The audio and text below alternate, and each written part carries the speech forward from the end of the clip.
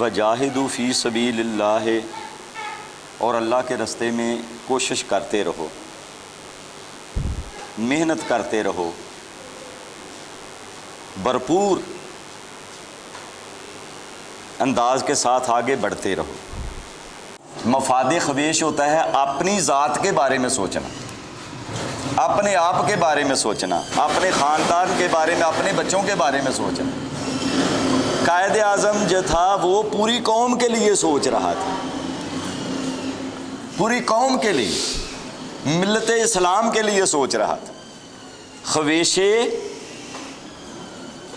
اپنے بارے میں نہیں، مفاد کلی کے لیے، کہ میں ایک ایسا ملک دے جاؤں جہاں پہ اسلامی حکومت کا نظام جو ہے وہ قائم ہو جائے، اور دنیا دیکھ لے کہ اسلام جو ہے وہ چلا ہوا کارتوس نہیں ہے، اس کے اندر اب بھی وہی قوت اور وہی طاقت اور وہی خصوصیات موجود ہیں جو آج سے 1400 سال پہلے تھی۔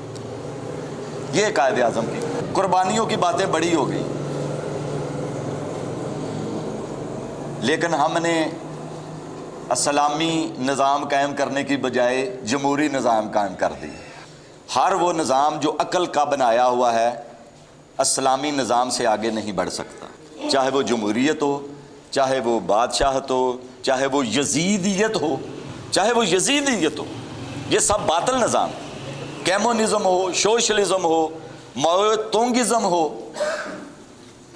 جگیری نظام ہو، سیکولرزم ہو، سب نظام اسلام کے سامنے ہیچ ہیں، کمزور ہیں، باطل ہیں، جھوٹے ہیں۔ قائد اعظم نے کہا تھا پاکستان کا مطلب کیا؟ لا الہ الا اللہ، اس بنیاد پر پاکستان بنا۔ ہماری زبان پہ تو لے گیا ہے لا الہ الا اللہ، دلوں سے نکلتا جا رہا ہے، عمل ختم ہوتا جا رہا ہے۔ تو میرے دوستو، قائد اعظم نے جو ہمیں پاکستان دیا تھا وہ ایک دنیا کو نقشہ پیش کرنے کے لیے دیا تھا۔ جب آپ حلف برداری کی تقریب میں وزراء سے حلف لے رہے تھے تو آپ نے قرآن کی آیت پڑھ کر کہا، کہو سب کے سب لوگ، میری زندگی، میری موت، میری قربانی، میری نماز اللہ رب العالمین کے لیے۔ اللہ رب العالمین سے مراد کیا تھا؟ حکومت کے لیے ہے۔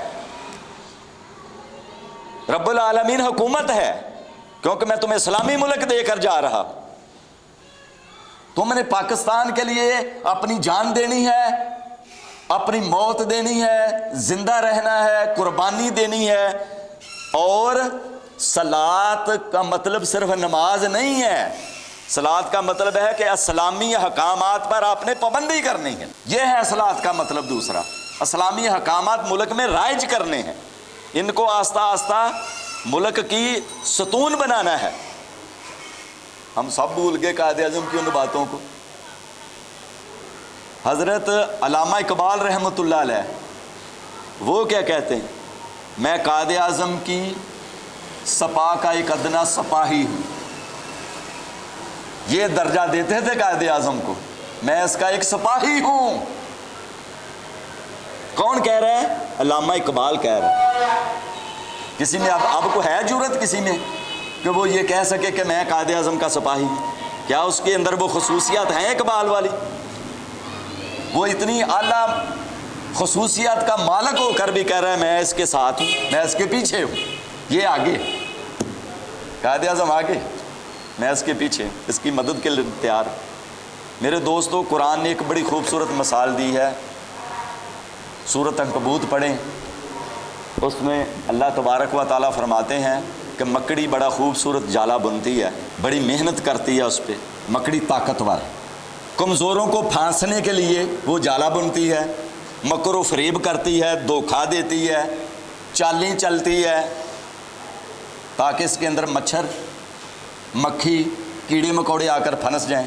یہ حکمران ہمیں کیڑے مکوڑے سمجھتے ہیں اور پھر ان کو ہڑپ کر جاتی ہے، کھا جاتی ہے، لیکن انہیں مکافات عمل کا پتہ نہیں ہے کہ جب ذرا ہوا چلتی ہے کچھ دیر کے بعد تو جالا بکھر جاتا ہے۔ ان کی عیش و عشرت، ان کے آرام، ان کی جگیریں، ان کی کوٹھیاں، ان کے کارخانے سب ختم ہو جاتے ہیں جب موت کی لہری چلتی ہے۔ تو یہ حکمران دن بدن امیر ہوتے جا رہے ہیں اور غریب بیچارے دن بدن نیچے پست کمزور ہوتے جا رہے ہیں۔ یہ قائد اعظم کا پاکستان نہیں تھا۔ قائد اعظم چاہتے تھے کہ میدان سب کے لیے برابر کھلا ہو، غریب کا بچہ آگے نکل جائے تو اس کو عہدہ ملنا چاہیے، اس کو آگے آنا چاہیے۔ ہاں اگر ان میں امیر ہے وہ بھی آگے نکلتا ہے تو اس کو بھی عہدہ ملنا چاہیے، لیکن میدان دونوں کے لیے برابر ہونا چاہیے۔ ہم نے ان کے لیے میدان اور بنا لیا ہے، غریبوں کے لیے میدان اور بنا لیا، ہر شعبے میں۔